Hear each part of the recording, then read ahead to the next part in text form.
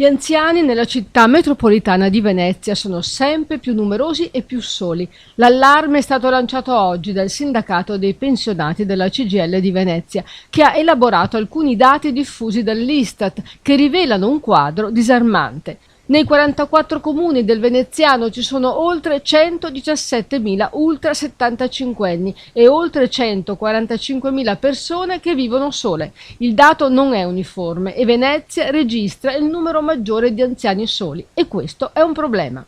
Quando una persona anziana perde autonomia, ha spiegato il sindacato, ha difficoltà economiche, problemi di salute e se si aggiunge che molti vivono lontani dai servizi, la solitudine può diventare una condizione drammatica. Anche andare dal medico, raggiungere un ospedale, fare la spesa, compilare una pratica o chiedere assistenza può diventare un problema.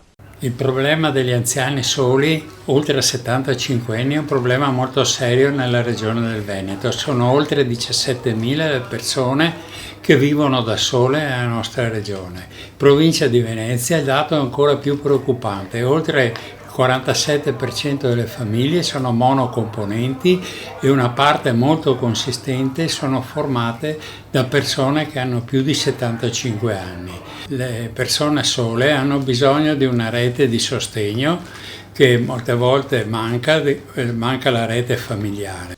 Nei comuni più piccoli, ha proseguito il segretario generale dei pensionati della CGIL Tronco, l'isolamento può essere meno visibile, ma non per questo meno grave. Serve una presa in carico territoriale, costruire una vera rete pubblica di prossimità, capace di individuare le situazioni più fragili e di intervenire prima che l'isolamento diventi emergenza.